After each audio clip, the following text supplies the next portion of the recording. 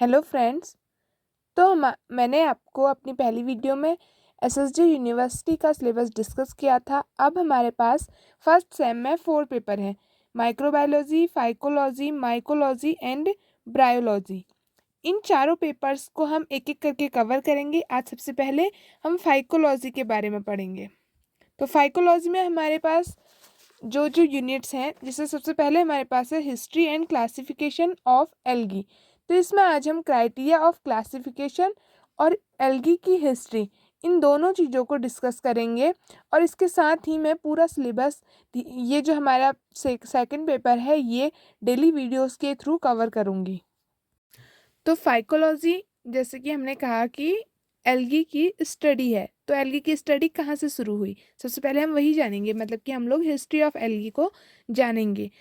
जो यूरोप में इसमें पहले काम हुआ, तो उसमें वहाँ क्या हुआ, जब माइक्रोस्कोप की खोज हुई, जब माइक्रोस्कोप डिस्कवर हुआ, उसके बाद ही एल्गी की जो रिप्रोडक्शन है या उसका जो इवोल्यूशन और डेवलपमेंट है, वो वहाँ पे शुरू हुआ। तो हम लोग कह सकते हैं कि ये माइक्रोस्कोप के साथ ही शुरू हुआ। लेकिन क्योंकि एल्गी खुद भी एक माइक्रोस्कोपिक प्लांट था, तो बिना माइक्रोस्कोप के हम इसे देख नहीं सकते थे। इसलिए जब माइक्रोस्कोप का डेवलपमेंट हुआ, उसके बाद ही इसका भी डेवलपमेंट हुआ। तो सबसे पहले जिन्होंने एल्गी को देखा था, ऑब्जर्व किया था, वो थे एंटोनी वॉन ल्यूवेनहॉक। इन्होंने 1674 में एल्गी को ऑब्जर्व किया था, जिसको इन्होंने स्पाइरोगाइरा कहा, जो कि लेक वाटर में इन्होंने ऑब्जर्व किया, मतलब कि फ्रेश वाटर में था।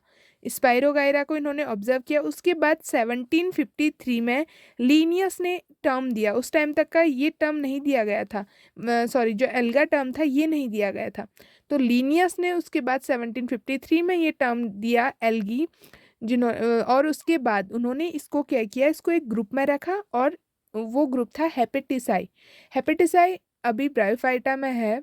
उस टाइम पे लीनियस ने इसे हेपेटिसाई ग्रुप में रख दिया था, लेकिन बाद में इसे वहाँ से हटाया गया, इसलिए आज हम इसे अलग ग्रुप में पढ़ते हैं। उसके बाद 1789 में A.L.D. जूसी, इन्होंने इसको फर्स्ट बार मैराइन एल्गी की तरफ अटेंशन दिया, और इसके साइज और स्ट्रक्चर की तरफ भी अटेंशन दिया। साथ में इन्होंने इसको एक अलग ग्रुप में रखा, हेपेटिसाई से इन्होंने ही इसे अलग ग्रुप में रखा।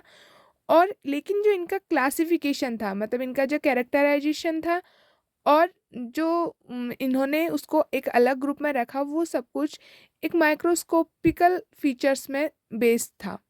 तो इसलिए उसके बाद इन्हें वहाँ से, मतलब इनके उसको ज़्यादा यूज़ नहीं किया गया। वो जो इनका क्लासिफिकेशन था या इन्होंने जो कैरेक्टराइजेशन किया था, वो ज़्यादा यूज़ नहीं हुआ। तो उसके बाद हमारे नेक्स्ट साइंटिस्ट आए वाउचर, जो थे जीन पियर एटेनी वाउचर। 1803 में इन्होंने फर्स्ट टाइम एल्गी का क्लासिफिकेशन किया, और उसको 3 ग्रुप्स में रिकॉग्नाइज किया। फर्स्ट थे कनफेरस, वॉल्वेस एंड ट्रिमेलस। और इनके बाद जो सी ए अगार्ध आए, इन्होंने क्या किया कि एल्गी के हर एक्सपेक्ट से उसकी लाइफ हिस्ट्री और उसको डिस्क्राइब करना स्टार्ट किया। उसके बाद टाइम बीतता गया, जब स्टडी होते गई, तो 900 में ब्लैकमैन एक साइंटिस्ट थे, जिन्होंने कहा कि फ्लैजिला जो है एंसेस्ट्री है एल्गी के लिए, मतलब कि वो वंशानुगत है, कि स्टार्टिंग से ही फ्लैजिला उसमें प्रेजेंट है। उसके बाद फ्रिच एक साइंटिस्ट थे, जिन्होंने सॉइल एल्गी के बारे में फर्स्ट टाइम इंट्रोड्यूस हमें कराया, और उसके बारे में स्टडी की। अब ये था यूरोप में किस तरह से एल्गी में वर्क हुआ। अब आगे हमारा इंडिया में किस तरह से एल्गी पर वर्क किया गया, ये अब मैं बताऊंगी। पर काम चल रहा था। फर्स्ट टाइम जो एल्गी डिस्कवर्ड हुई, वो सबसे पहले रॉयल ने की थी 1839 में। तो इन्होंने रिपोर्ट की थी कि एल्गी के कुछ मेंबर माउंटेन्स में, जैसे जो हमारे हिमालयाज़ हैं, इंडिया में जो हमारे हिमालयाज़ है, वहाँ पर प्रेजेंट है। फर्स्ट टाइम रॉयल ने ये डिस्कवर किया था। सेकंड टाइम घोष ने, जब 1932, इस बीच इन्होंने स्टडी की, और इन्होंने ऑब्जर्व किया ब्लू ग्रीन एल्गी को। कहाँ से? Burma and Punjab. उसके बाद जो हमारे MOP अयंगर हैं, जिनको हम लोग इंडियन फाइकोलॉजी के फादर भी मानते हैं, इन्होंने बहुत सारे पेपर्स जो हैं पब्लिश किए एल्गी पर, जो कि साउथ इंडिया में इन्होंने देखे थे, और वो फ्रेश वाटर भी थे और मैराइन भी थे।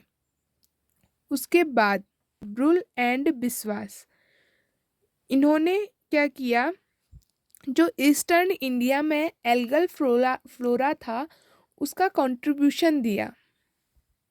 तो इसके बाद कुछ और ऐसे साइंटिस्ट थे जिन्होंने एल्गी पर वर्क किया, जैसे भारद्वाज थे, इन्होंने ब्लू ग्रीन एल्गी यूपी में डिस्कवर की, मतलब ऑब्जर्व की, और उसके बाद उस पर वर्क किया, और साथ में इन्होंने एल्गोलॉजी, मतलब कि एल्गोलॉजी भी स्टडी ऑफ एल्गी ही होती है, उसका एक स्कूल खोला। कहाँ? बनारस हिंदू यूनिवर्सिटी में उसका एक स्कूल खोला। और एक साइंटिस्ट थे RN सिंह, जिन्होंने 1938 से 59 तक का ब्लू ग्रीन एल्गी, जो कि थी जिग्नेमेटेसिया, उडोगोनेशिया और चिटोफेरल्स, ये यूपी में इसको ऑब्जर्व किया, और उसके बाद इस पे बहुत सारे पेपर्स जो हैं वो पब्लिश किए। एक थे SR नारायण राव, जिन्होंने 1941 से 49 तक का एल्गी के फॉसिल्स के बारे में स्टडी की, उसको ऑब्जर्व किया। और जो नेक्स्ट हमारे साइंटिस्ट हैं वो हैं सिंह एंड एसोसिएट्स, इन्होंने 1961 से 73 तक का ऐसे बहुत सारे वर्क किए, जिसमें न्यूक्लियर स्ट्रक्चर जो एल्गी का है, उसका सेक्सुअल सिस्टम, और इसके बारे में स्टडी की, उसका ऑब्जर्वेशन किया। तो अभी जो हिस्ट्री है एल्गी की हिस्ट्री, मतलब कि कैसे कैसे उसकी स्टडी हुई, कौन से ऐसे साइंटिस्ट हैं जिन्होंने उसके बारे में स्टडी की, उसको ऑब्जर्व किया, ये सब मैंने आपको बताया। अब इसका नेक्स्ट हमारा जो आज का टॉपिक है वो होने वाला है कि क्राइटेरिया ऑफ क्लासिफिकेशन।